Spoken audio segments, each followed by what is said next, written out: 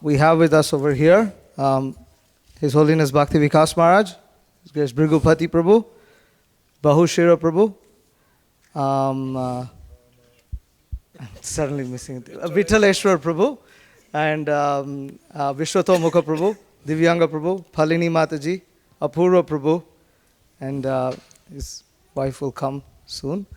And then, you don't want to, okay, all right. Okay, Jambavati, is she going to come? She had a lot to say. She told me. She didn't come. Chandrasekhar. Oh yeah, he'll come. Om Jnanati Mirandhasya Jnananjana Shalakaya Chakshurinmilitam Yena Tasmai Shri Gurave Namaha Shri Chaitanya Manobhishtam Sthapitam Yena Bhutale Swayam Rupa Kadamahyam Dadati Swapadantikam Vandeham Shri Guru Shri Ataf Parakamalam Shri Gurun Vaishnavascha Shri Rupam Sagrajatam Sahagarna Raghunathan Vitam Tam Sajivam Sadvaitam Savadhutam Parijana Sahitam Krishna Chaitanya Devam Shri Radha Krishna Padan Sahagarna Lalita Shri Vishakha He Krishna Karuna Sindho Dinabandho Jagatpate Gopisha Gopika Kanta Radha Kanta Namostute Tapta Kanchana Gaurangi Radhe Vrindavaneshwari Vrishabhanu Sute Devi Pranamami Hari Priya Vancha Kalpatarubhyascha Kripa Sindhubhya Evacha Patitanam Pavanebhyo Vaishnavebhyo Namo Namaha Shri Krishna Chaitanya Prabhu Nityananda Shri Advaita Gadadhara Srivasadi Gaura Bhakta Vrinda Hare Krishna Krishna Krishna Hare Hare Hare Rama Rama Rama Hare Hare. Okay, I guess we'll go round and round, huh? So, you're on first.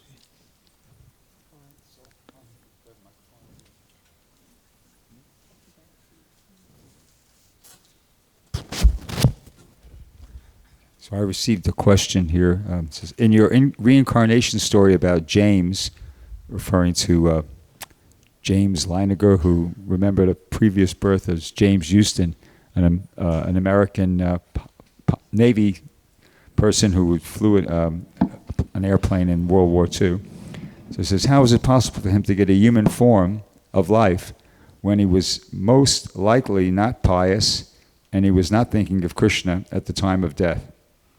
So in the 16th chapter of the Bhagavad-gita, Krishna says, those who are envious and mischievous, who are the lowest among men, are perpetually cast into the ocean of material existence in various demoniac species of life. Then in the next verse, Krishna continues in the same vein. He says, attaining repeated birth amongst the species of demoniac life, O son of Kunti, such persons can never approach me. Gradually, they sink down to the most abominable type of existence. So Krishna does use that word gradually. And here in the purport, Prabhupada says, it is known that God is all merciful, but here we find that God is never merciful to the demoniac. It is clearly stated that the demoniac people, life after life, are put into the wombs of similar demons, and not achieving the mercy of the Supreme Lord, they go down and down, so that at last they achieve bodies like cats and dogs and hogs. It is clearly stated that such demons have practically no chance of receiving the mercy of God at any stage of later life. In the Vedas also it is stated that such persons gradually sink to become dogs and hogs.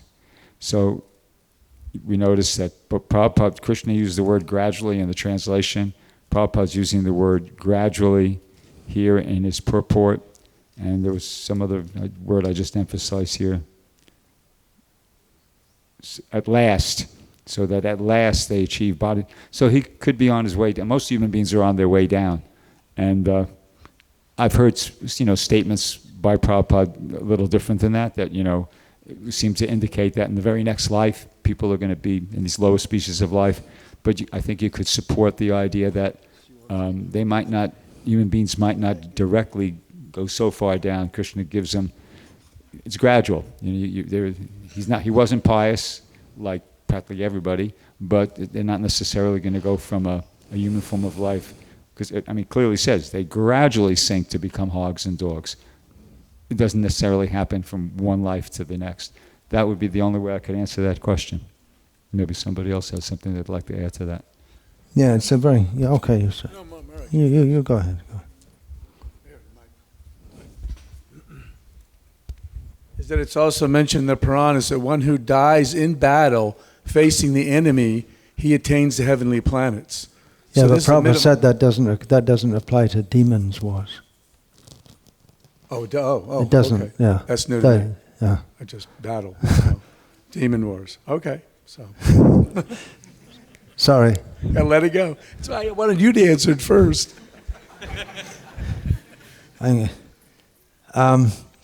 Gahana karmano gatihi. It's, Krishna says in the Bhagavad-gita, it's also, the way of karma, how it all works out is it's very deep and difficult to understand. So exactly, it's extremely complex, because at every moment we're creating, we're having impressions and making new desires. So exactly how and why someone gets birth in a certain situation, exactly what happens to them, it's extremely complex. We may be having reactions for something that we did many, many millions of lives ago. Or it may be immediate also. Krishna works it all out. He's the Paramatma in everyone's heart. So for what reason someone took birth in a human form so quickly, it's Krishna's working it all out. Another thing is that you can go through hellish forms and which may seem like many millions of years, and come in a human birth on this planet's time scale just shortly after that. Another thing is that he was still suffering from that. He was in hellish existence in his own mind due to those memories. It's quite common. People have nightmares of being pushed over a hill, memories from hell. So that I'm going to keep this, if you don't mind, this question, because it's good to consider it's good to consider in the discussion of reincarnation, because we want to bring up this topic and bring it out, and so many objections and questions will come. So the answer is, how is it possible? It's possible by Krishna's arrangement, and it's all very complex how it goes on.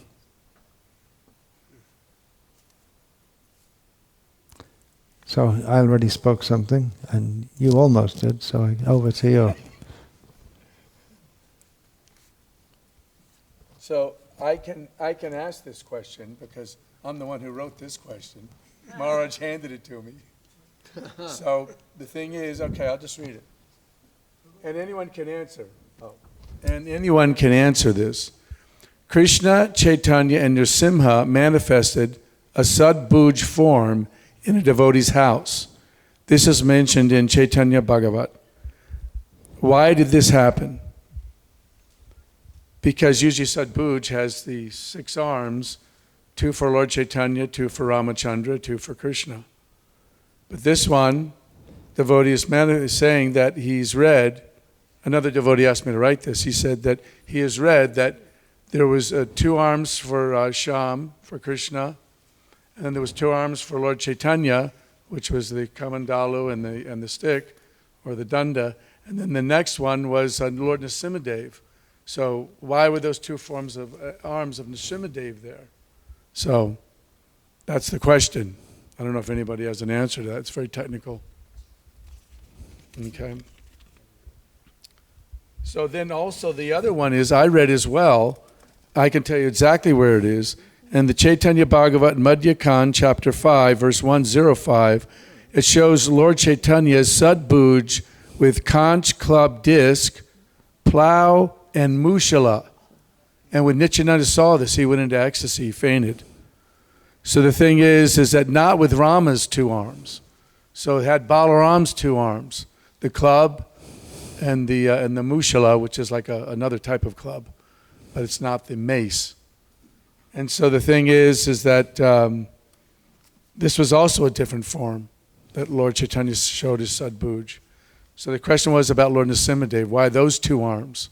So if anybody has run across that. I've only read a few volumes of Chaitanya Bhagavat with Bhaktisiddhanta's purports. I haven't read the whole Chaitanya Bhagavat, so I haven't come across that yet. Why not? Krishna likes variety. Why not? Krishna likes variety. You don't have to have a reason. Wait a minute. We only have one mic. It's passed around us. Lord Nrsimhadev did appear in Chaitanya Leela. He appeared to the Kazi and jumped on his chest and scratched his chest and scared the heck out of him when he was trying to stop the Sankirtan movement. That's a good answer. Yeah. So then also, in my notes, I wrote down that it's the part of the Chintya Bheda philosophy that there's no difference between Nityananda and Chaitanya. So it's simultaneously one and different. That's why Lord Nityananda fainted, because he also saw that he was part of Sadbhuj, that form, but at the same time he's different than Lord Chaitanya. One and different. So Chintya Bheda philosophy. Want to take a crack at one? What makes you think that the Sadbhuj has to be those particular 6 arms? Why? Right, he can show. He did, and Chaitanya Bhagavat also says, use the word nirantar, which means non-stop, literally. Chaitanya Mahaprabhu would go in his devotees' houses. This is in the Navadvip Leela time, and show forms. He would manifest different forms to devotees. So he regularly showed forms showing his opulence as the Supreme Lord. Yes, I agree. So why we think because we know there's the deity in Sarvabhauma Bhattacharya's house in Puri of the 6-arm form with Ramchandra. Oh, I believe Caitanya-caritamrta says 4-arm form, and then Chaitanya Mangal says 6-arm form like this. He showed to Sarvabhauma. So we think maybe it's just our misconception. We think it has to be those forms. But he shows different forms to different devotees according to their sthayi bhav, what their regular relationship is with the Lord, and then according to the mood they may be in at that moment. Just like we say, Nrsimha, Lord Chaitanya, he didn't show the form. It's not said he showed the form of Nrsimha, but he manifested the mood of Nrsimha when he heard Srivas Thakur chanting Vishnu Sahasranam when he came to the name of Nrsimhadev. Then Srivas, he's not known to be a devotee of Nrsimha specifically, but when he said that name, that comes in the beginning of Vishnu Sahasranam, Narasimha Vapu, then Chaitanya Mahaprabhu manifested that mood. So it may reciprocate with the devotees at their particular mood at the time also. There's some thoughts. During the Mahaprakash, Yeah, didn't he show every form? he reciprocated with each devotee according to their mood. Yeah. And also in that Nrsimhadev book, that real big one that was printed by Dhruva, in there they have self-manifested forms of Nrsimhadev in different forms according to the devotees' liking. Because they have one where Lord Nrsimhadev is ripping apart Hiranyakashipu on his lap, and Lakshmi Devi is right here with him. It's a self-manifest. You can see the picture. Well, in Bhagavad-gita, the commentary, Jiva Goswami says Nrsimha sometimes comes as a cat. Yeah. Meow, meow. Watch out for that cat. Who's next? Who's next to be ripped apart by Nrsimhadev? I think you're next. So just grab one. Here, I'll give you. Wait a second. Yes, Lord. The Lord would show different forms at different times. Please put the mic near to your mouth. Sorry. Just as in the house of Murari Gupta, a great devotee, and he was a physician. They were having big kirtan, and Lord Chaitanya was in different moods, and he would show these different avatars. He came to the point of being in the mood of Varaha Dev, for example, and then he took a vase on his face, just like Varaha was lifting the earth out of the muck at the bottom of the universe. Lord Chaitanya also, in his Leela, once was in the mood of Nrsimhadev, and he was running through the village in a very fierce, angry mood with a club in his hand. But then when he realized he was scaring all the people, he kind of returned to normal consciousness. Lightens anything? Or That's another example, because Murari Gupta is Hanuman in the mood of Ram worship, but Chaitanya Mahaprabhu showed the form of Varaha in his house. So he's not stereotyped. Can't pin him down. Unpredictable. Nrsimhadev was an unimagined form when he appeared out of the pillar.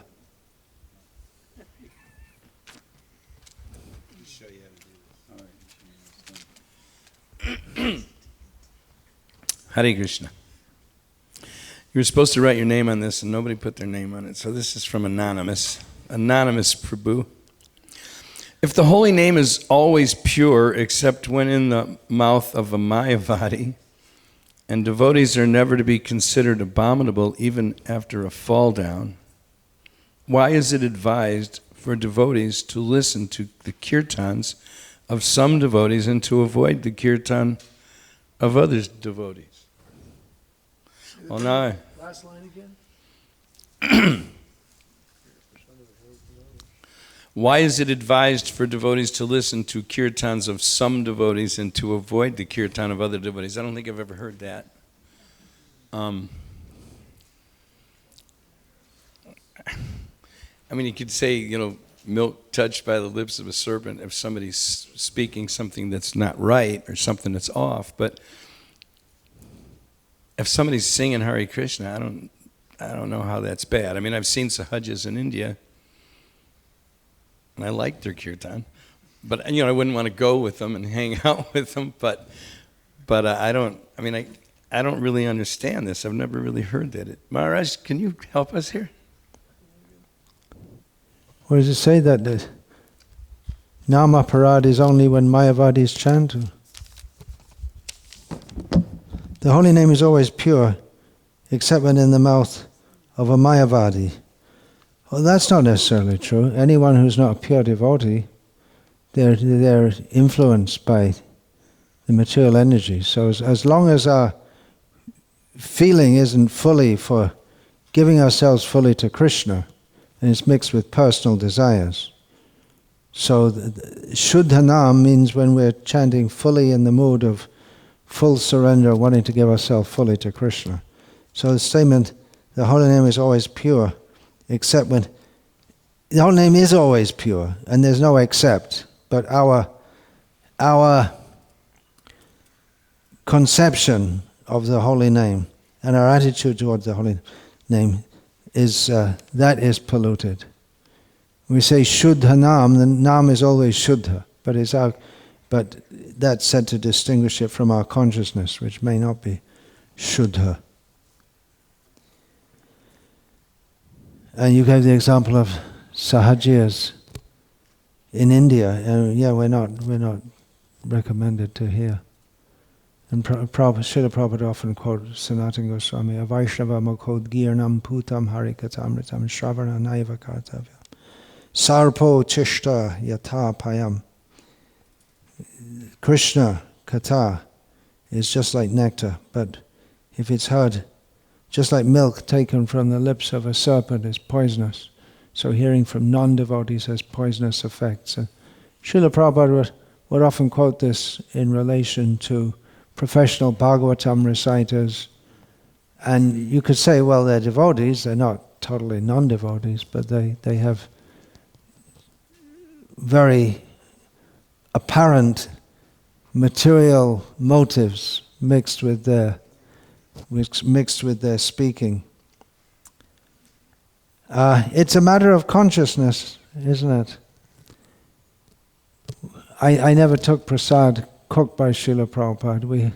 We heard this morning how Jayananda's cooking was so delicious. It's the consciousness that goes in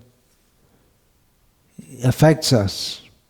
So in the same way in the chanting, if someone's chanting, they may not be a completely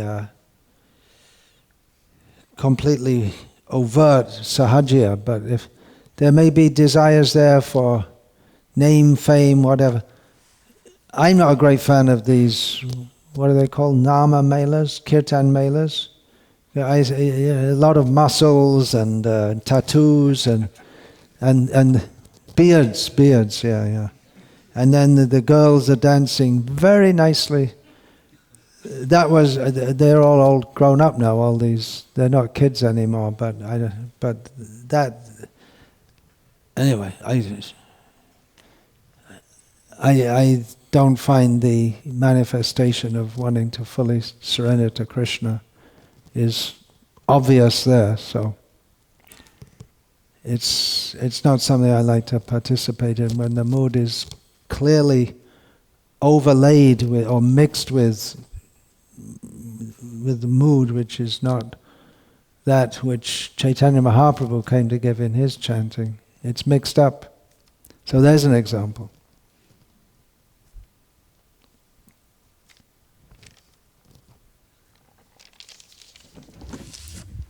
Those questions which are answered, what will we do with them? We can throw them in here. Just not to insult the people who are answering, but so that we can distinguish, otherwise they get mixed up. Any others answered? I'll keep this one for myself. So the Bhagavatam warns against attachment to friends and family as it is temporary and binding. It describes that Krishna is actually the friend of everyone. But if our family and friends are devotees, is it still bad to be attached to them? Well, if your family and friends are devotees, that's ideal family life and ideal friendship. And of course we're attached to them. I mean, they're devotees. Attach them as devotees, not as material family members. We always want the association of devotees, and if we have family and friends who are devotees, wonderful. We should seek out the friendship of devotees. Family and friends who are all devotees can help each other in their Krishna consciousness. That's the point of Krishna conscious family life, is because we naturally have such attachments to family. We can help our family members and our friends, and people who aren't our friends, who are total strangers, and everybody else. We can help them become Krishna conscious.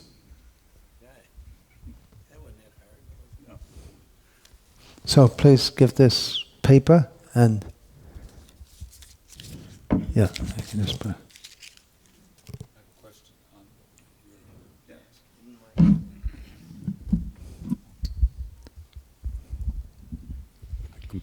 Completely agree with everything you said, but why is it that Queen Kunti, who is surrounded by devotees, why is she praying to Krishna, please sever my tie of affection to my, family, friends, etc., like that? She was completely surrounded by devotees.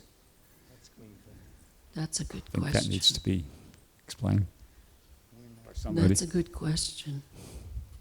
We're told to externally act as though we're attached, but internally be detached and to be attached to Krishna.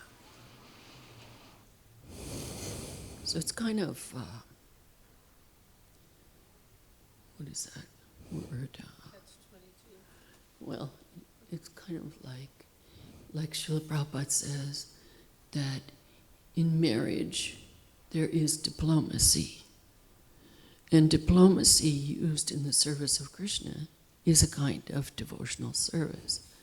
So in family life with children, and Srila Prabhupada also said that it's natural to have affection for one's own children. So, but still, we should practice detachment internally, while at the same time externally behaving as if we are attached. That's what I have read. How should we respond to devotees who are concerned that being a part of a pioneer farm community will leave their future children without much association of other children? Okay, that's one question.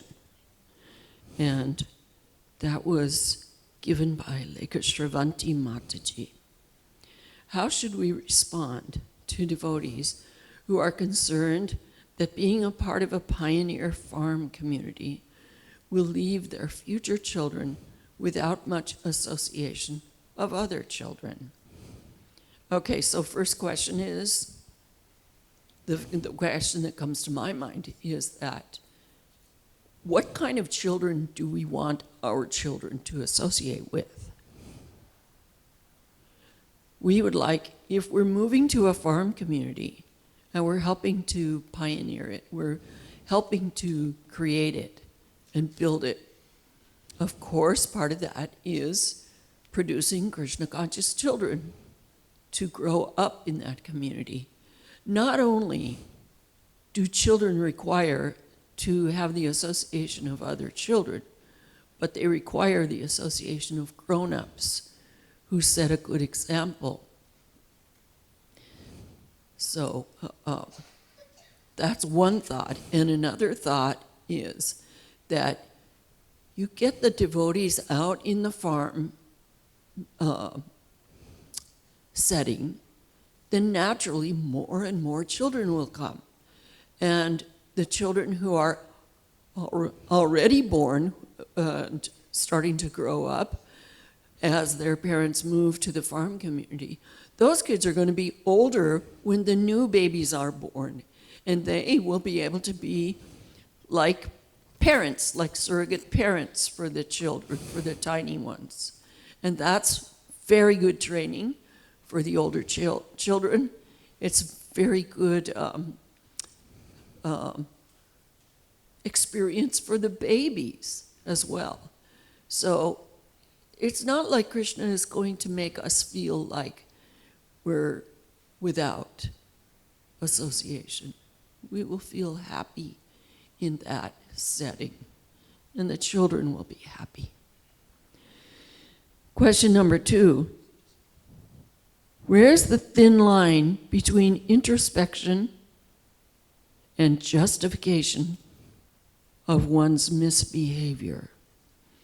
Where is the thin line between introspection? Introspection means looking within yourself to see how you're doing, if you're advancing in Krishna consciousness, if you're following the vows and the promises that you've made to your spiritual master, and justification of one's misbehavior. Okay, so a person who's misbehaving is not introspecting. A person who's misbehaving is making excuses for himself or herself. There's something missing in their heart. So if they actually begin to introspect, then they'll see that there's an emptiness inside that's creating this desire to misbehave. So they should pray to understand the difference between the two, to see it clearly, and to be able to rise above that tendency toward misbehavior. Every one of us has the tendency to cheat, to be illusioned, to commit mistakes, and I forget what the other one is. Have imperfect senses, thank you. So we all have those faults, but gradually, by practicing devotional service, we become purified, and our desire becomes more pure, more focused on Krishna, more focused on the pleasure of the Guru. And another answer is that taste. We get some taste from misbehaving, but we also get taste from behaving properly. So gradually, we will, if we introspect, then we will see that the taste for behaving properly is sweeter and more powerful than the taste that we get from misbehaving, from sinful activities. Is that okay? Can I say something about the being attached to your kid thing? There's a famous quote where Prabhupada, because the devotee had a small baby and she was a pujari and she was complaining, I got to change those diapers and it's dirty and I'm trying to do my deity service here. So Prabhupada wrote back that letter that said, child worship is more important than deity worship. He said, make no mistake about this. These are not ordinary children. These are Vaikuntha children, and they have been given to you, and you have to take care of them and lead them back to Godhead. So if you're attached to that little devotee kid, it's your duty to be attached to him. There's nothing wrong with it. Yes. Yes, and he also told her that if you can't take care of him, then just give him to me. I'll take care of him. That wasn't the only time Prabhupada said that. Wow. Anybody else?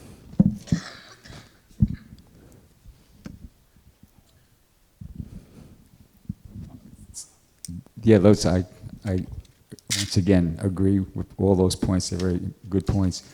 I found the purport to the verse where Queen Kunti makes that prayer to Krishna, and Prabhupada in the purport says, a pure devotee cuts off limited ties of affection for his family and widens his activities of devotional service for all forgotten souls.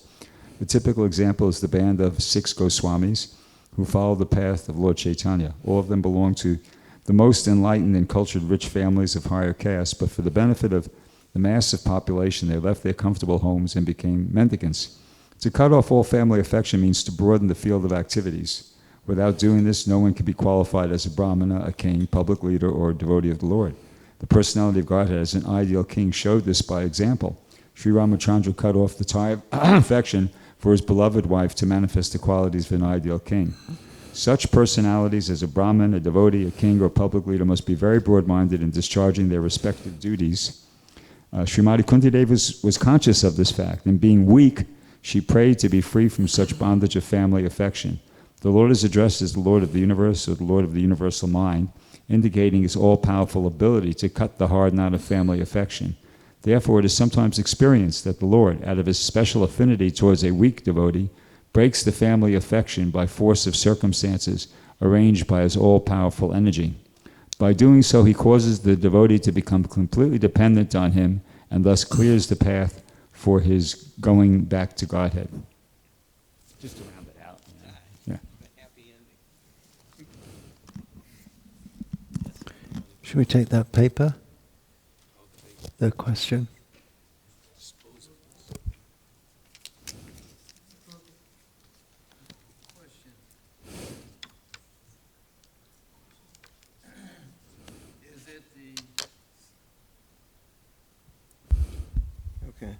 Is it the sincere chanting or the sincere hearing of the holy name that brings about ecstatic symptoms such as dancing. So, okay. As Srila Prabhupada has said in many different occasions, purity is the force. So first of all, we have to, in our own lives, lay down a foundation of sadhana. Means attending the morning program, following the 4 regular principles, associating with devotees, associating with prasadam that is cooked by devotees, not eating outside, etc. And we actually got the opportunity just yesterday of experiencing a very ecstatic kirtan. In my estimation, I experienced it by associating and hearing the kirtan of Vishnu Prabhu, who has been for over 50 years very strictly following Prabhupada's program and has made tremendous contributions in the realm of service to Srila Prabhupada in many different instances. So the onus is on the chanter to qualify himself to be chanting purely.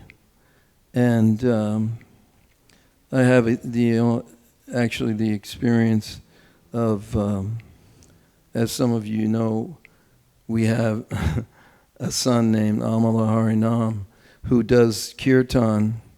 And a few years back, we encouraged him to be very strict in his process of chanting 16 rounds every day.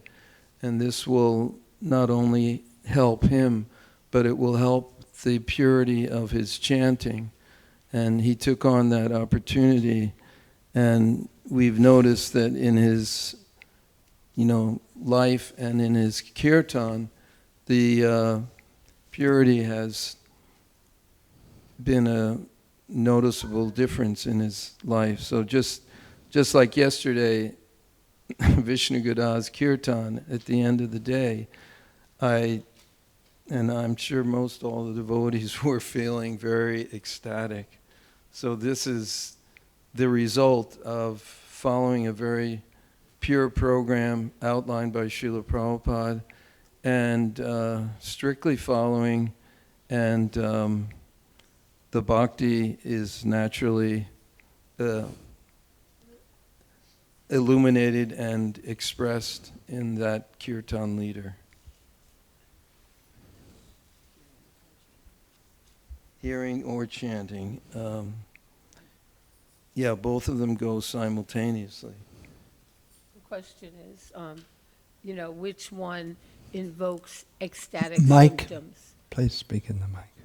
Okay. The hearing more? Please speak in the mic, Mataji. The hearing or the chanting? Okay, the hearing or the chanting.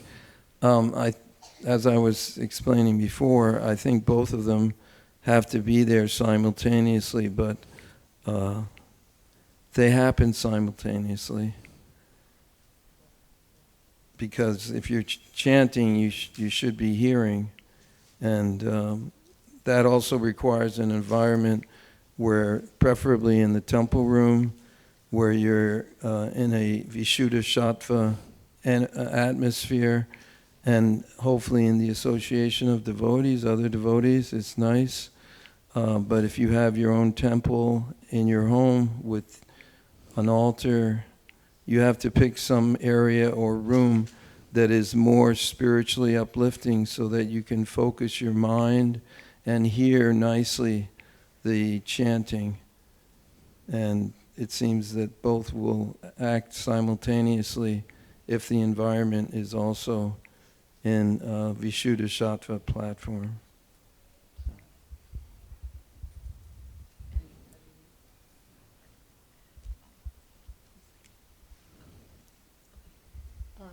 So I see most of them don't have names. Are we supposed to write our name or not necessarily? Devotees were asked to write their name. Okay, so I just want to see. So the person who wrote this, I don't see them here. So I don't see the point of answering if they're not going to hear the answer. So this is by Ram Das, Abhiram Das. Oh, I'm Yes, sorry. sir. You blended in with the white. Sorry about that. Okay. So we all, so I'm very familiar with the situation. So his questions, two questions. What are the consequences for someone who falsely accuses or spreads make-believe stories about a person sincerely practicing devotional service? What kind of karmic reactions or spiritual reactions might that person have to face?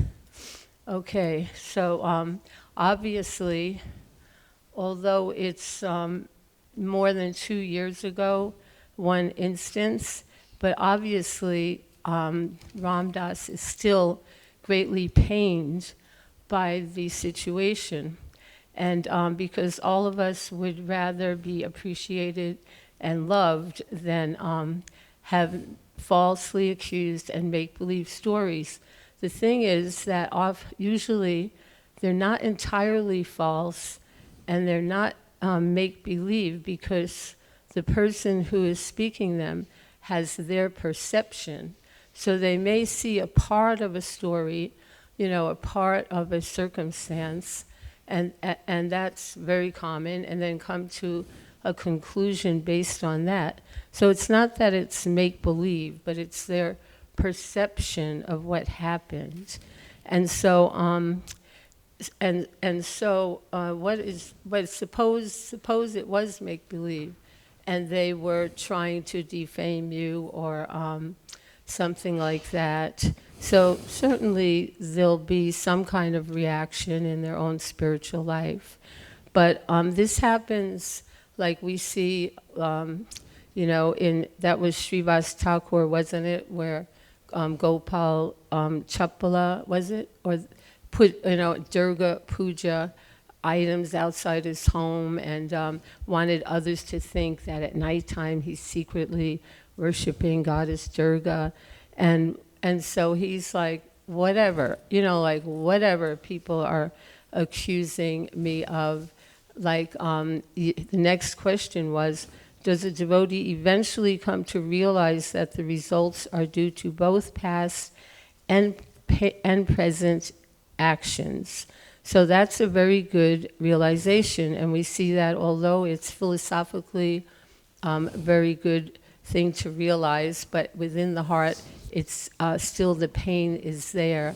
I think everyone has been pained by others' harsh words, perhaps, or something, and so that is the thing. Like, I think, well, I may not have done it now, but certainly in the past, I've done way worse than that, and so yes, we are getting the reaction, because not a blade of grass moves without the sanction of the Lord. And so we realize that it's just a very, very tiny, even Krishna, right, wasn't it Lord Bohr, when he was being criticized by Hiranyaksha, it was like a pinprick, like it was painful, even though he's self-satisfied. The Lord is self-satisfied and not affected by others' opinions, you could say.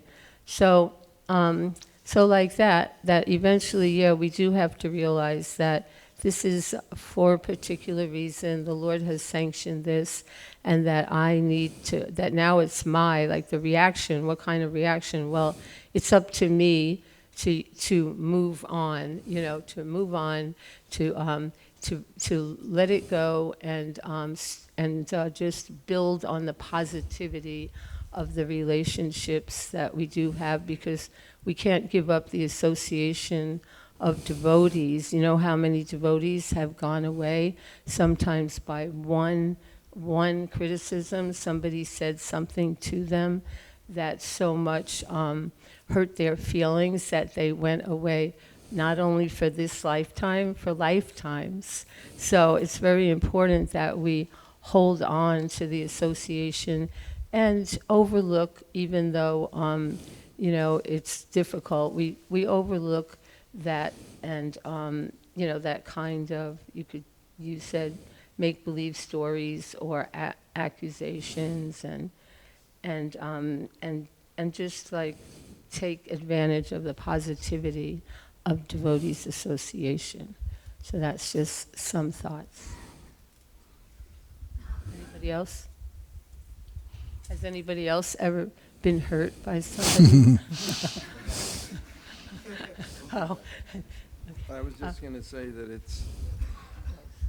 it's these things that come about, it's a result of our own karma to some degree.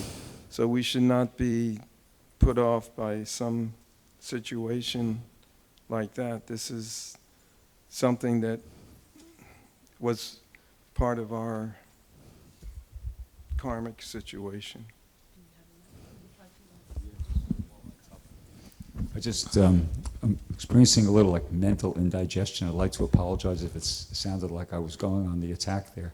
I really appreciated your comments, and kind of like after saying what I said and reflecting upon it, I felt, wow, was I jumping on these devotees? So please forgive me if I don't know if it was perceived like that, but I was starting to feel like that. No, okay. Thank you, Hare Krishna. You want to say something? Yes, there was one lecture. It was a lecture? Yes, where Srila Prabhupada was talking, and one man had gotten up, and not in a nice way, and started criticizing Srila Prabhupada very intensely. So after the lecture, then Prabhupada, he said, call that man here. And when he called that man, Prabhupada said, he treated him very nice, but he said, I must have done something in my previous life for you to attack me like that.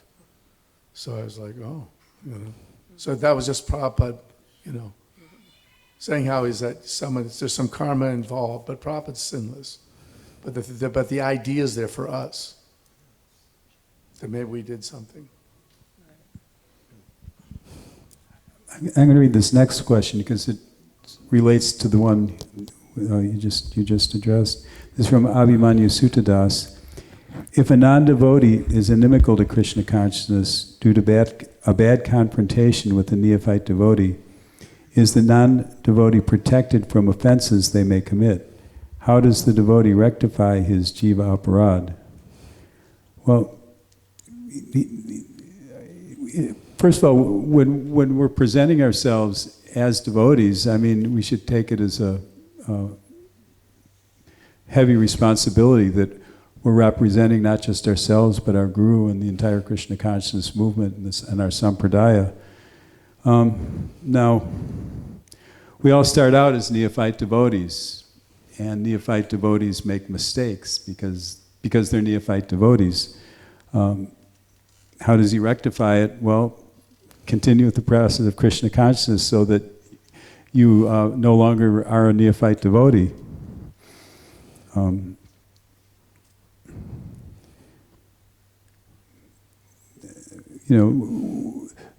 The Krishna consciousness movement has had its share of crazies, and some of us became less crazy and stuck to Krishna consciousness. Some were a little crazy and went away after a little while. But this is Lord Chaitanya's movement, and he's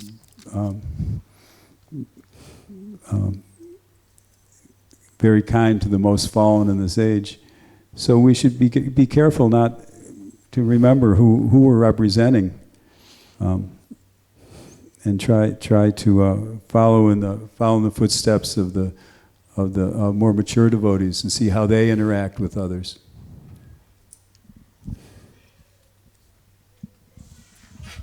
Thank you for that.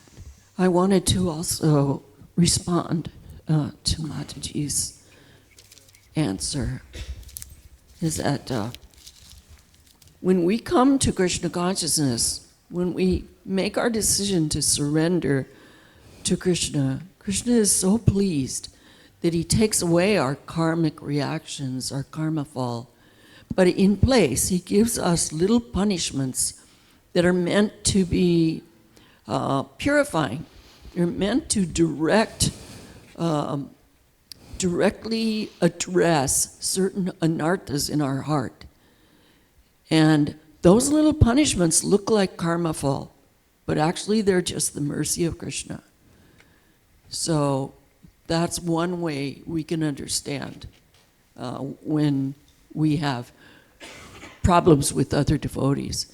And another thing I thought of is that when Lord Shiva was trying to convince Sati not to go to Daksha's sacrifice, he explained to her that Daksha may criticize me, and that will break your heart. You won't be able to tolerate that.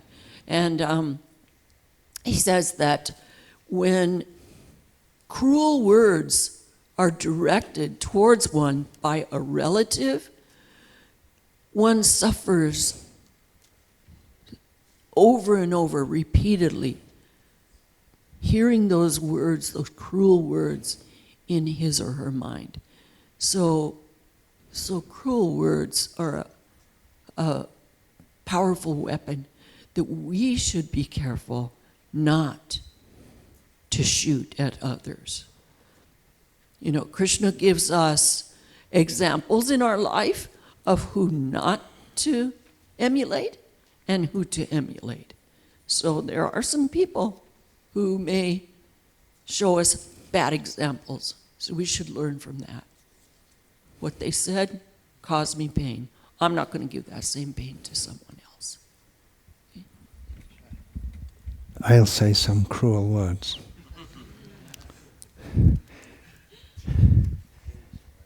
It sounds to me, they say, I'm practicing sincerely, and how bad is the punishment that they're going to get? I hope it's as bad as possible. That's what it sounded like to me. That's what reactions will they get? Let's look it up. Let's look it up at the end of the 5th canto. Can I choose myself what reaction they get? We just heard that word introspection. There's some introspection needed also.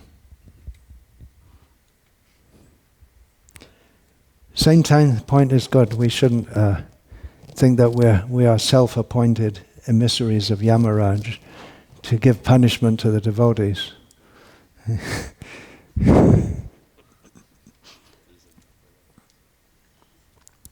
Okay, who's next?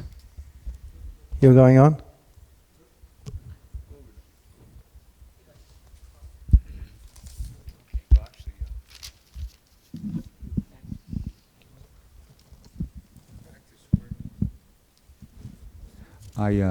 Maharaj handed me this, but I wrote this. I asked this question, so I'll read it, and then maybe somebody else might like to answer it. So. No, wait a minute. Yeah, that's me. I know, but it's someone else's. You're supposed to be answering a question. Okay. Here we are. Cruel words.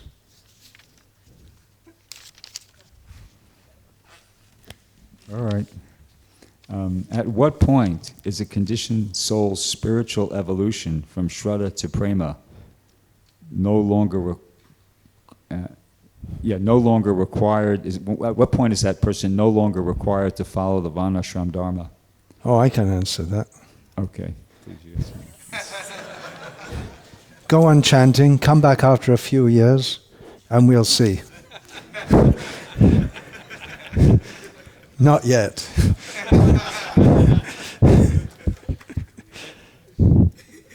Okay, I bumped you off, so.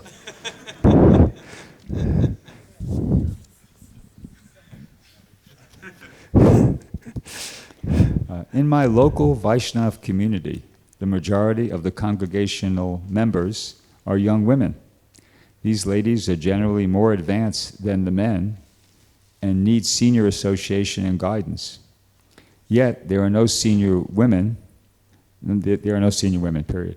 My question is, should the senior men take on the role of Shiksha Guru for the women under these circumstances?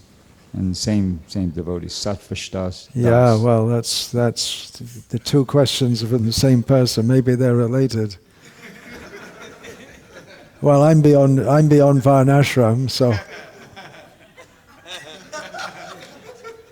Sadhu Savdhan. Okay, well, we have our senior women. You can take a jet out to San Francisco or wherever it is.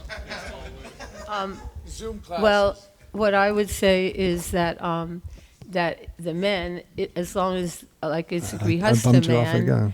and he has his wife, even if she's not a senior devotee, but as a team together, they can counsel the woman. If the man is going to do that, he should be a grihastha and along with his wife, because it could be dangerous. No, seriously, if they're good, serious devotees who need guidance, why don't you can get involved, both of you, senior Matajis, and others who may be out there. Really, they have a spiritual need. It's very rare people take to Krishna consciousness, so. Yeah, this is a very good question, and it's not just in that one temple. It's all over the world. There's so many women coming to Krishna consciousness. They don't have senior ladies to guide them. They're actually, this is a very good point that Mother Kamalini made, that the senior men who are married can counsel those younger women as long as his wife is present in the room. She should be there. Okay? Maharaj is a perfect example of following the principle that a man should never be alone with a woman in a place. No phone calls either. That's one way you could get around it, but don't underestimate the power of Maya. Right. Very dangerous, very powerful. We've had so many good devotees crashed by overestimating their spiritual strength and underestimating the power of Maya. Excellent. So I As agree Jayadvaita Swami, famous quote, no one ever fell down from being too strict. They fall down from not being strict enough. As Srila Prabhupada said, preaching is the highest realization, but even higher realization is to save yourself.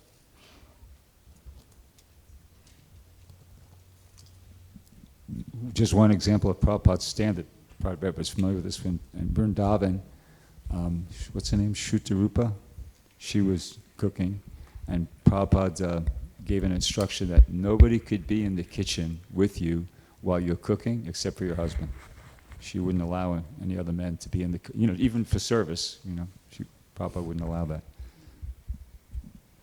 Srila Prabhupada also said that if the ladies are dressing the deities, then what an elevated service, but she can't be alone on the altar, even directly with Krishna, with any other man, unless her husband is there also. That wasn't followed. We've had disasters from not following that. Really very serious disasters from not following that simple direction.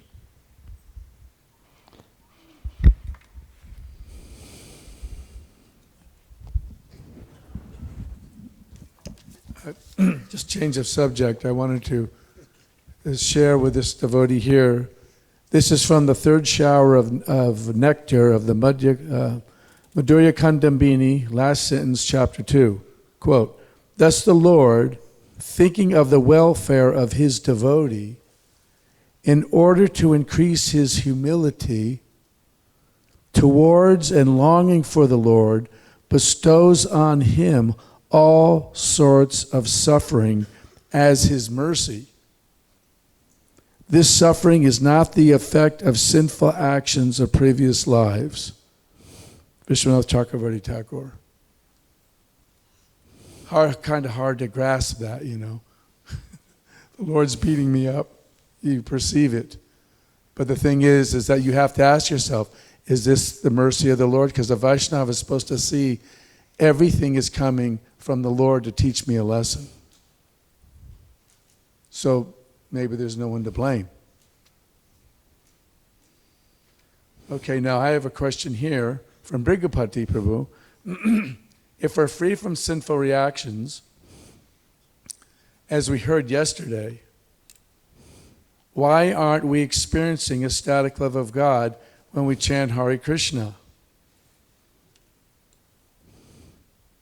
So the thing is that, number one, we're not free from all sinful reactions. I mean, there's two quotes. There's one from Bhagavatam, from the 4th canto, where Prabhupada says the spiritual master accepts all of the karmic reactions. But then there's another quote where Prabhupada is saying is that he accepts the bulk of the disciples' sins. Otherwise, we'd all be pure devotees if the Guru took everything. So why aren't we experiencing ecstatic love of God when we chant Hare Krishna? Well, ecstatic love of God, do you mean prema? Or do you just mean the Nectar Devotion describes dry symptoms of ecstasy? In other words, they come and they go, little spurts to encourage you. So which one do you mean? Spurts? Okay. So then it says, if we're not really free from sinful reaction by casual chanting, how do we understand the statements in the 6th canto?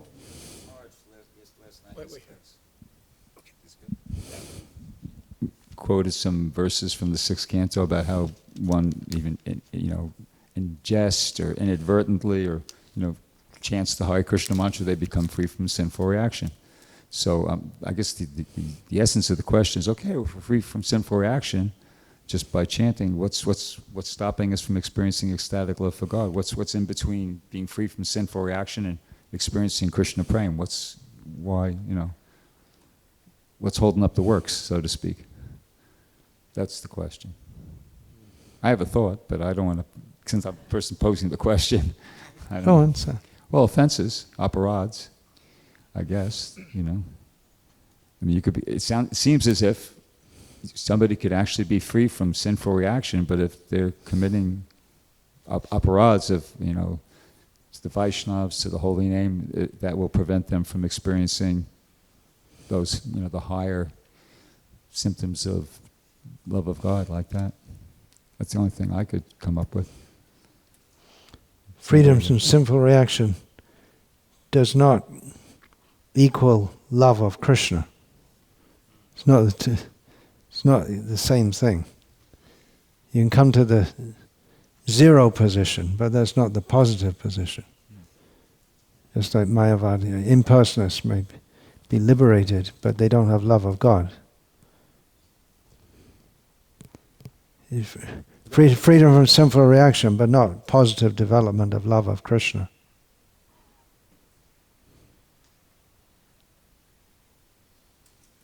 Yeah, that makes sense. Are they free from sinful reaction? At least superficially, they're free from sinful reactions. Otherwise, they wouldn't get liberated. But they're avishuddha buddhyaha. Their consciousness is purified, but not fully purified, because they neglect to worship the lotus feet of Krishna, and therefore they fall down again. The root of sinful desire is not uprooted.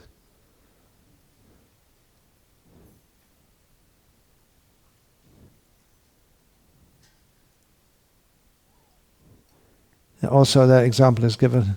Srila Prabhupada gave of the fan. Srila Prabhupada using there's not a traditional analogy, but Srila Prabhupada used, switch off the fan. The current is disconnected, but it's still going around. Something is going on. If we're totally free from all sinful reactions, in all respects we'd die, because the body is a vehicle for sinful and pious results. Karmani nirdahati kintu cha bhakti bhajam. What I've always understood is that sinful reactions may be there. They're wiped out, but still we get a semblance of it. But it's because Daiving prakritim ashritaha mahatmanas mang prata. When we come under the shelter of the spiritual energy, then the spiritual energy to bring us to Krishna, she acts in such a way to bring us to Krishna, which may include giving a semblance of sinful reactions. It may be there in your chart. Astrological, you have to go through this, this, this, and this. But you clap your hands 3 times. That was 4 times. 3 times is enough. And then the sinful reactions fly away like birds. Of course, birds can come back to the tree also. But the sinful reactions go away. The effects of sinful reactions may go away, but still, to help us to become fully purified and attached to Krishna, just like you were reading from Madhurya Kadambini, that Krishna may give some suffering just to help us to become more attached to Him, because there may still be attachment in the mind for that which is not Krishna, for Maya, subtly. So many times we hear in the Bhagavatam about great pure devotees, already pure devotees, and then they performed austerities and became completely free from sinful desires. It's there again and again, isn't it? In the Bhagavatam.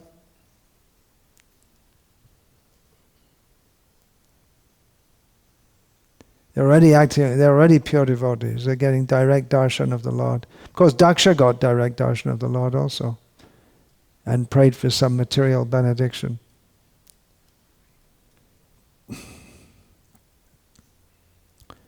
So in brief, we could say that freedom from sinful reactions is not in and of itself equivalent to love of God.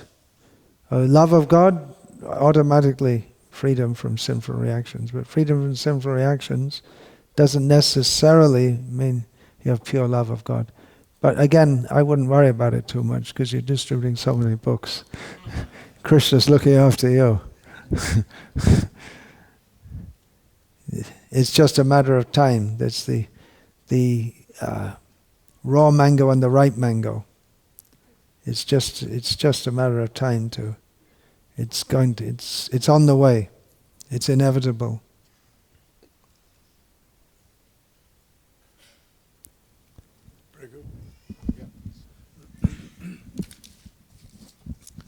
This is a good one.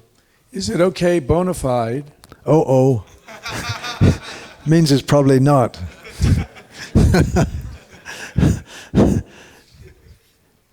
To give non-devotees tulasi mala to chant on or to wear them on their necks. It's often said amongst the devotees that we shouldn't, especially if they meet. Jayapataka Maharaj in Mayapur, they had to deal with this. And they have sets of beads that are red or orange. And so the thing is, because like we have these white beads here, but you don't know if somebody just bought them or whether they're just being loaned. But Jayapataka Maharaj was saying is that if you give them a set of beads and they don't pay for it, they don't give some remuneration, you've accepted them as a disciple. I mean, but there's something there. In other words, there's some sort of transference of karma. Maharaj? What do you think?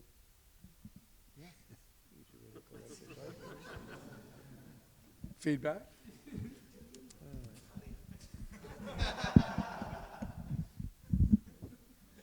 Nothing to do with that one. Anybody else want to talk about that one? I would like to hear it again more clearly.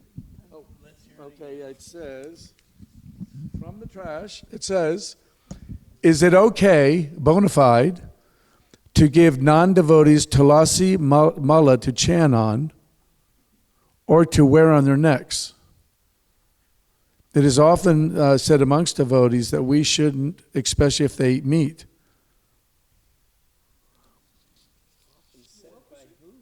Huh? That's often said. Oh, just devotees in general. Because this debate is going on among some devotees. When someone comes to visit here and we give them a set of japa beads, are we just going to give it to them and they can keep it? or they should give, Jayapataka was saying they should give some remuneration, because then it frees you from any sort of reaction which occurs if you give them beads. I mean, this isn't just ISKCON where they've dealt with this. This is also in the other Gaudiya Vaishnav community where they're strict about that. If you give somebody some beads and they don't give some remuneration, you've accepted them as a disciple. I'm not making that up. Yeah, I remember hearing a story of Vishnujan Maharaj, who was traveling to the villages in India. Maybe you've heard this story. And he was giving people beads and teaching them to chant. When Prabhupada heard about that, he told them, don't do that. They're seeing you as their spiritual master. Oh, see, there you go. There's an example. Prabhupada gave the answer. Thank you. I'm going to write that down. Write it on your hand. You got something? You want to do that? Oh, we got something right here.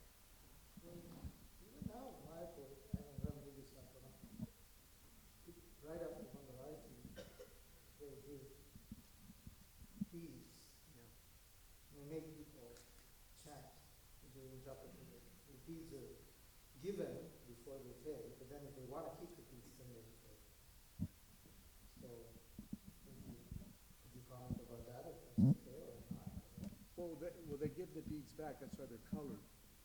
Yeah, so if you give the beads back, it's okay? Yeah, if you give the beads back, because that's what they would do. That's what they would do at the end of the japa session. They would get the beads back. That's why they were colored. So then they understood the person didn't buy these. These are the loaner, temporarily, japa period loaner only. And then they would give them right back and then say, okay, if you want to buy some beads, we can give you some to buy, and then they'd have to give money.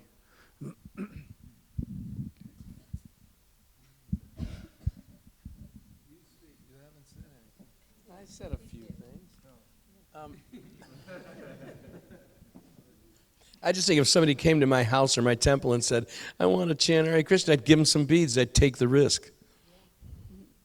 I mean, I'm just trying to be, an idiot. I'm just saying that, what are you going to do? Some jiva comes up and wants a book. I can't give it to him. Maybe he'll think I'm his guru. I am, sort of, right? If I give you a book, I'm your guru. Deal with it. Live with it. And the karmati nirhati kintu cha bhakti bhajam, that means that Krishna is personally involved with devotees. Prabhupada explains this. It's not karma. It may seem like that, but it isn't, because the devotees are personally protected by the Lord. And that's a huge thing. Some devotee goes out and gets hit by a bus, and they go, it must have been his karma. No, devotees are protected and they're always taken care of by the Lord. Now maybe he did get hit by a bus and his body got changed, but he gets the mercy. I can't imagine how. When we have book tables, we always have japa beads there. And people do buy them. Some people buy them. Some people don't buy them. If somebody comes up and goes, I want these beads to chant Hare Krishna, and they don't have any money, I'm giving it to them. I really am. I'm not worried about that. But, it kind of sounds a little smart to me. You gave a guy beads, and now, I have to take his karma. And what are we supposed to do? That's all we do is give people books, prasadam, beads, whatever they'll take. Any jiva walks in and wants some mercy, you got to give it to him. That's our duty. Isn't it? And that's what I'm doing. I want to read this because this is weird. I've heard this from Indians only about the wife calling her husband by her name, how it's bad. Now, I've seen really nice devotees I know, and the wife calls the husband Prabhu. Now, I've never experienced that in my marriages. They don't call me my name, and they never called me Prabhu. That'd be ridiculous. But I've seen it, and I like it. When Nirkula talks about Vice, she says, Prabhu said this, Prabhu wants this. And that's nice. This question is, and there's no name, Prabhu's. Looks like a lady's writing here. If a wife calls her husband by his devotional name, is it still inauspicious? The guy's name, his name is Caitanya-caritamrta. Should I call him that? just call him idiot. I don't know what to say. Why would anybody, I mean, I don't mean to be offensive, but really? It goes on. Is it still inauspicious? Will it have negative effect, or is the power of the initiation purify his name, and so when the name is uttered, it will benefit all who say it, including the wife? I agree with that. His name, because it's a spiritual, you don't get initiated and your name's Joe. You know, you get initiated Krishna Das or something, right? So you go, hey, Krishna Das, why didn't you take out the trash? Hey, Krishna Das, why didn't you pay that bill? See, that's the husband and wife relationship. And it would be so nice if they said, hey, Prabhu, why didn't you take the trash out? But I've never personally experienced that, and I've had dozens of wives. You want to add to that, Mata? The point of that injunction is to develop respect for the husband, because the husband is supposed to be the guru for the wife. So if she, and Madhvacharya said that the wife should see her husband as her supreme demigod. So yeah, she should use an honorific term like Prabhu or Pati or Swami or whatever she may choose. But if she, now I don't know if this is true, but I have heard that if she speaks the name of her husband to him, it shortens his life. Now, I don't know if that's true, but we do know that she develops respect for her husband if she speaks to him in a respectful way. So that's... Srila Prabhupada said that marriage, sometimes they don't like this, but Prabhupada said this, and you can look it up, that marriage means the husband is a sincere devotee of Krishna, and here's the hard part. The wife is the sincere maidservant of the husband. And Prabhupada said that is the way it works. And I've seen so many marriages that don't work, like most of them. 98% of them that I've known didn't work. And they didn't have that mood that, my husband is should be respected. And in Kali Yuga, it's really hard to tell any female that she's the maidservant of her husband. She's not going to call you Swami. I wouldn't want that anyway, but it's just so weird because I don't get called anything, really. I mean, no terms of endearment anyway. I mean, I get called things, but they're not nice. But I always think it's my fault because I'm such an idiot. But anybody else? Weigh in? Amazing subject, important subject. Well, since Prabhupada wrote it in a purport in the Srimad Bhagavatam, a chaste woman never utters the name of her husband. So there you go, Prabhupada said it. And like Paulini said, it's for just a sign of respect and not familiarity. I just met a lady at our temple who told me that once a month she has on a Zoom kirtan, and I asked her, who's your husband? And she goes, I can't say his name. So, it's there. And I know women, at least in India, Gopi Pranad and his wife called him Swami, and some do that. I call my dear husband Pati. And so, it's not that hard.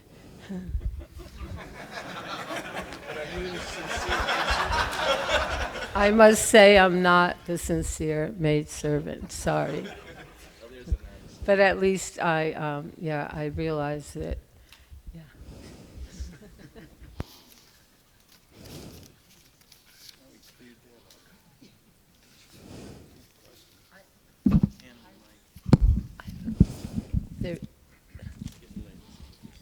We're on the subject of women. I heard Prabhupada say in a lecture that an unknown woman should be addressed as Mataji. But are you supposed to address all women as Mataji? In other words, I say you know a woman's name who's a devotee. Is it correct to say Mataji? I mean, it could be somebody you've known for 20, 30, 40 years. Or do you say so-and-so Prabhu? You know, Kamalini Prabhu. How am I supposed to, should I say Mataji to you, or am I supposed to say Kamalini Prabhu? Or what's the correct Vaishnava etiquette? I'd like to know what that is.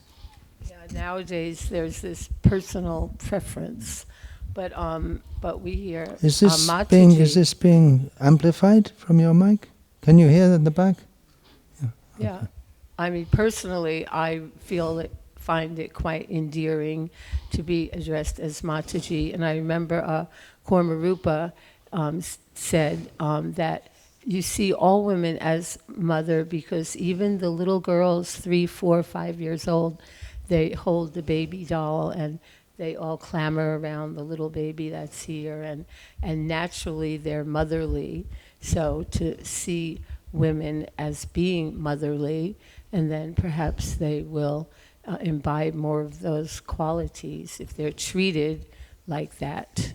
I know some women don't like it, but what about you? Because my husband and I lived in India for so many years. Then when I came back to the U.S., I addressed one older god sister as Mataji, and she looked at me like, I didn't try that anymore. I always say Prabhu because all the devotees are my Prabhu. And I do Zooms with the Russians, my Prabhuskis. And they can't deal with that when some lady asks a question. I say, well, Prabhu. And then after the Zoom, my friend will privately say to me, why you call women Prabhu? And it's a big deal to them. That's not, I mean, I think that, any Vaishnava is my Prabhu. That's my position, but I wouldn't want to be called a mother if I was a young girl. I see young girls all the time, they call them Mataji. And this one girl was 12, and I called her Prabhu, and the Russian said, she's Mataji. And I said, do you have any kids? And she said, no. And I said, well, you're not really Mataji, are you?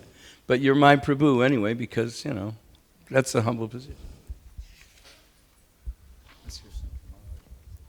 Yeah. What is the culture? What is the tradition? Better to follow that. Purvaya purvataram kriya. What was done in the past by elevated persons. Better to follow that. That's what I'm trying to inculcate here. What would you, women that you know? Yeah, same thing that Kamalini Mataji and Falini Mataji. Well, you were saying about the little girls 4 or 5 years old holding baby dolls. Well, the natural thing is they're holding their baby brother or sister. They're actually, that natural motherly tendency. I wrote about this in the Mother's book, which you wrote something for that, or I put it in there also. Is the natural, this whole women's liberation thing is the most cruel thing to women. That they're in the body of a woman, and they got a certain psyche which goes with that karmically, and the very strong need to have children, and they tell them that's stupid and that's wrong, and they just torture them for they're trying to be the same as men or equal or better than men, and they're just torturing themselves by doing this. I was just saying in Russia, some years ago, I was in Russia, and when all this nonsense came up about women wanting to be called Prabhu, I mentioned that in a class in Russia, and everyone that the women in the West want to be called Prabhu, and they all spontaneously just burst into laughter. Now it's true that Srila Prabhupada did. He also, in some letters, and he addressed some Matajis as Prabhu. But there are some things that it seems that Srila Prabhupada went along with because he didn't. he was trying to get his disciples to chant Hare Krishna. One of his disciples, that was Hrishikesh Ananda, he went to Bon Maharaj, and he learned the actual culture living in India. He learned to speak Bengali, everything. And he asked Srila Prabhupada, after coming back to Srila Prabhupada after years in the Gaudiya Math, so why when you offer obeisances, everyone, well, during the Jai Dhwani, Jai Om Vishnu part, everyone just falls on the floor. You're supposed to stand up, and then at the end, you bow down. Not everyone's on top of each other, you got someone's foot on your head, and there's no place to go down. And Prabhupada said, well, they started off like that, and it's difficult to correct it now.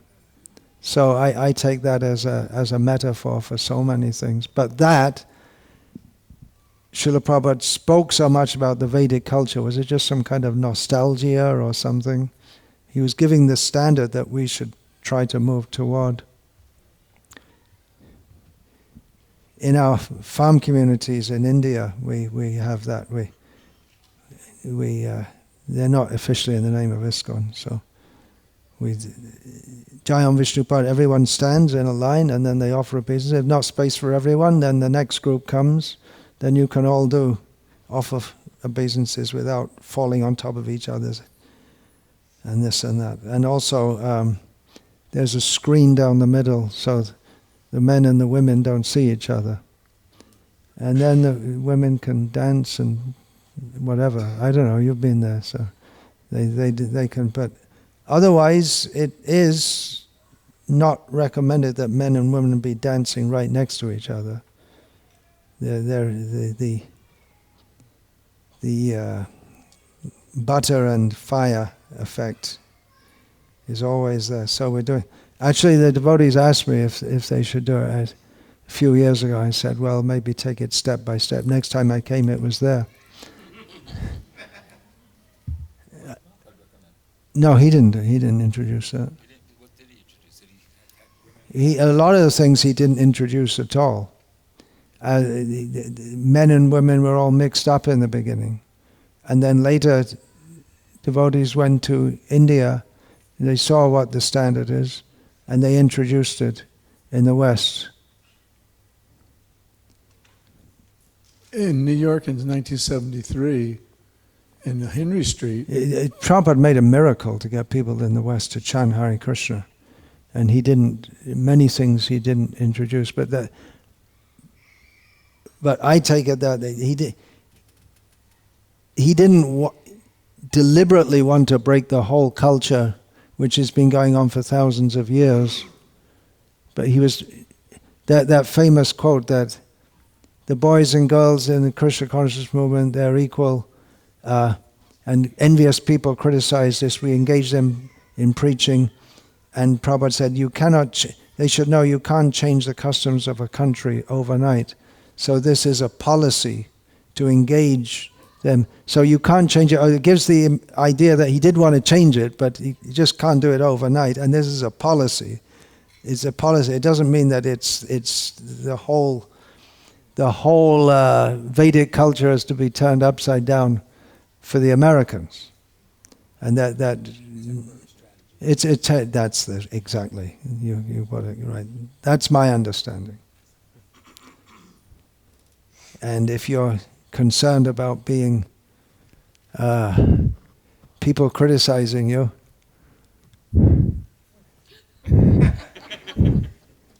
try being me.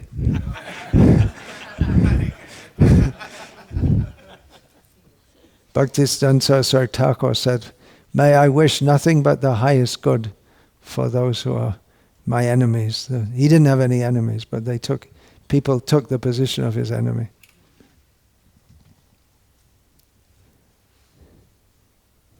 Hog, dog, camel and ass that I am, I must say I don't lie awake at night thinking of all the tortures that could be inflicted upon those who criticize, make incorrect, making rumors and all this kind of thing. False stories, yeah. Just like the mother's book, recommending child labor. I'd written that the children are trained, the boys are trained from a young age in a profession, child labor. That's distortion. But anyway, I don't lie awake at night thinking of, or I don't look on the internet for all the kind of tortures that could be done, and this and that. It's destructive to your own consciousness to think like that.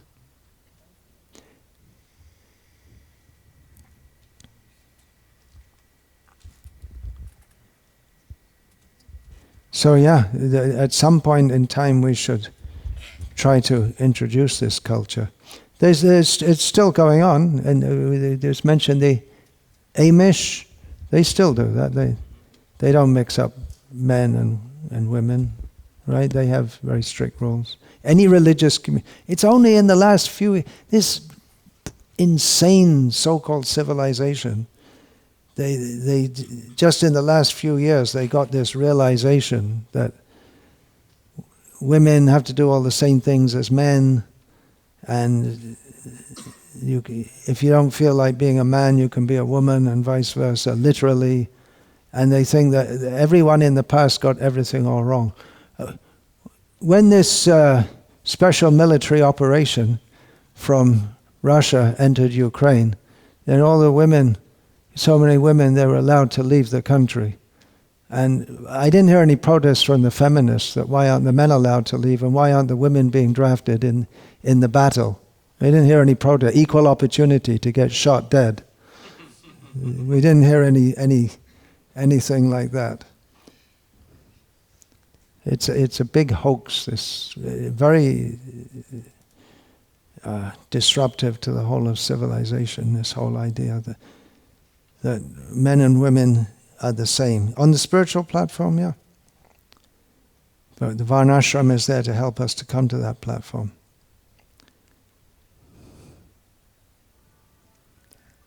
We need it. In ISKCON at the present time, it's just taken as complete divorce. Just no one even. Still in India, there's among the devotees, there's some kind of. It's not seen as being very good, but in the West, it's just considered. Well, it's not considered. Just, so what? It's not good.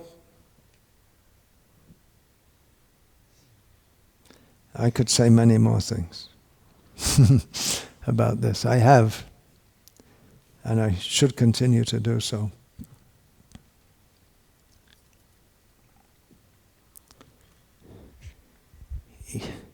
Even among the Mlechas in the West, up until 1 or 2 generations ago, they wouldn't, divorce never entered their mind.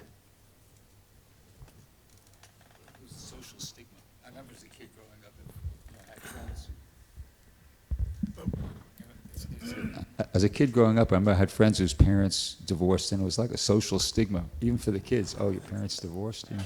But of course, like now, nobody feels like that. No. Yeah. I often give this example that a few years ago in California, a young man becoming a devotee came up to me. Just tell me a little bit about his background. I was raised by 2 lesbians who were drug addicts, as if it's the most normal thing in the world.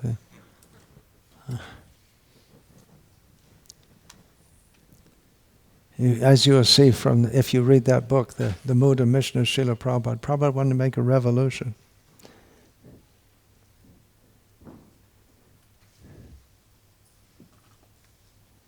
Societal revolution, apart from societal revolution, because with this society and its attitudes, it's very difficult to make spiritual advancement. Okay. A lot more to be said about all these things. Yeah, I'll read this. This is one of Prabhupada's lectures. But first, I just want to share that in 1973 in New York, when I was there... I'll just say one more thing. This discussion couldn't go on in most ISKCON centers, especially in the West. He would be shut down after 20 seconds or so. That is the situation. And it doesn't have to be shut down in many centers because I'm not welcome.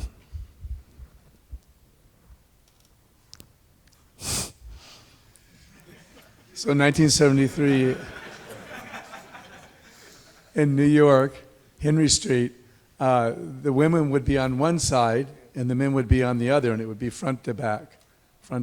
So there was always a space in between. And when Prabhupada came, he would sit in the Vyasasana at one end and the deity altar was at this end.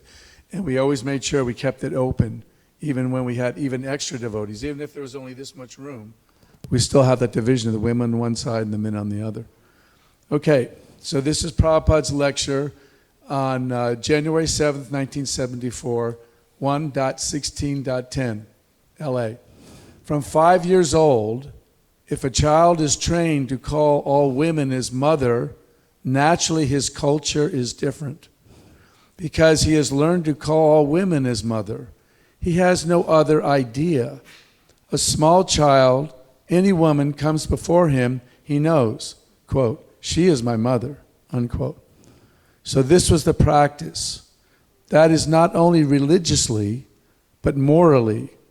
It is so good to look upon all women as mother. That is the system still in India. Any unknown woman who has no introduction with you, she is dressed Mataji, quote unquote. Address her. She may be like daughter or granddaughter, but one would address as respect to the woman as Mataji, mother. This is India's system. So now some rascals have introduced Bhaginiji, sister, but that is not Shastric. In the Shastra, all the women except one's wife should be addressed as mother, quote unquote. Great. Shastra? Thank you. Thank you, Maharaj, for bringing up the mood and mission of Srila Prabhupada. When I took that set of books home last night, I just started reading, and I kept reading and reading and reading, and I couldn't stop. I got to bed really late, but it was just so nectarian. I felt simultaneously sheltered all around by Srila Prabhupada's presence, and I felt very proud of my godbrother for pursuing this dream that he had to create this book. I am just so grateful. And I feel like, Maharaj, I feel like you're starting this movement over again. Starting. Hare Krishna. Well, we can't start it because it's eternal, but that book wouldn't be published now if it wasn't for Mitravan Prabhu.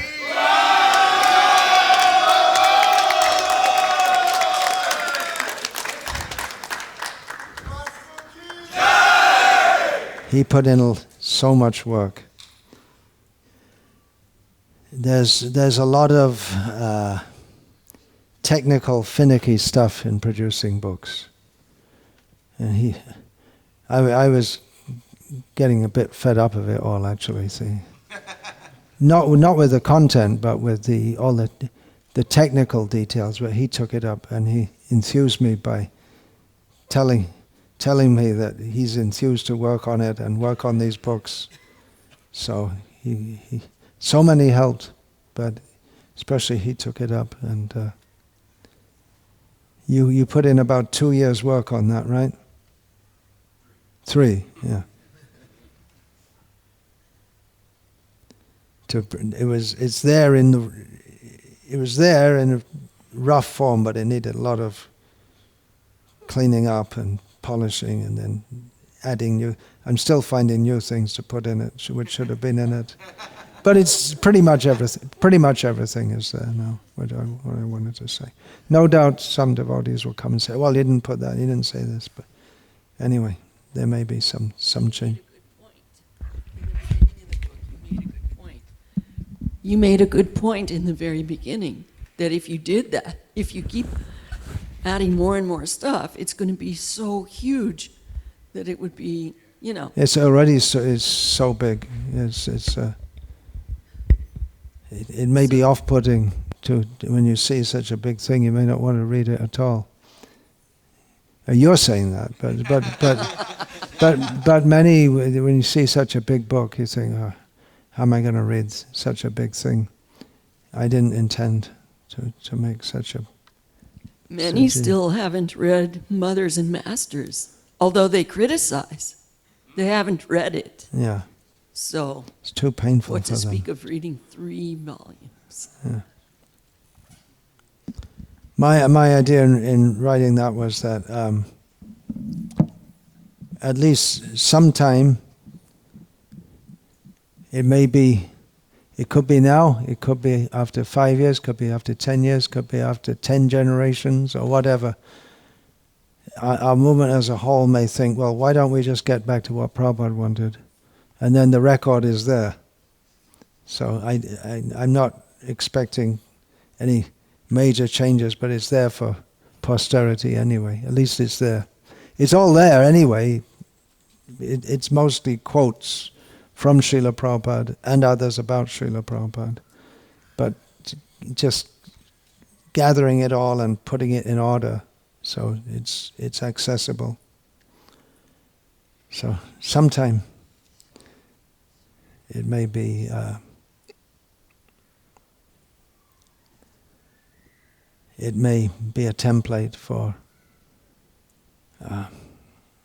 doing what Srila Prabhupada wanted in all respects. And there will be different opinions also. There will be different opinions on how to implement what this whole we're just discussing about Vedic culture, and there's never been any serious attempt at discussing this.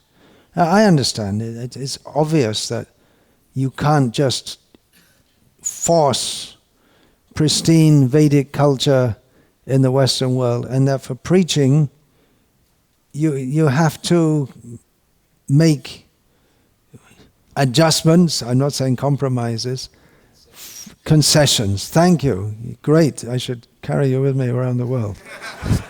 But then you wouldn't do so many books. You have to make some concessions for the Western world.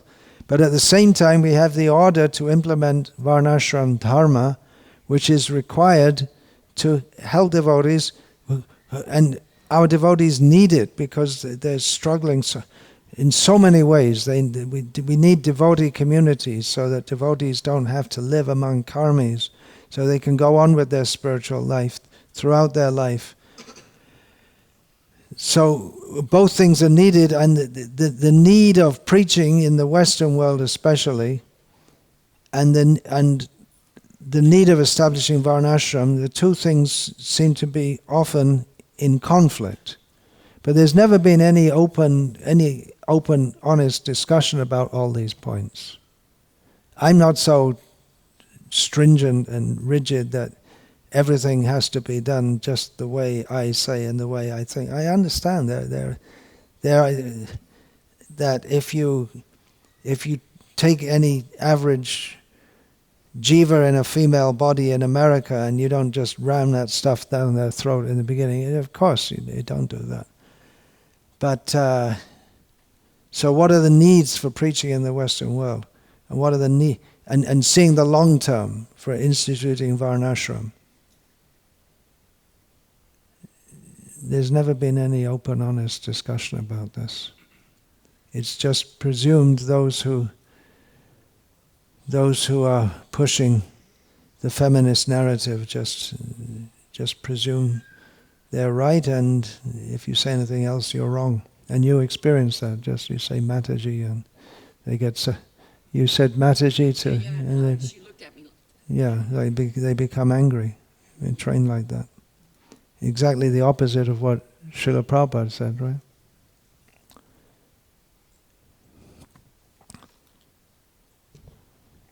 Gaurangera arotik shobha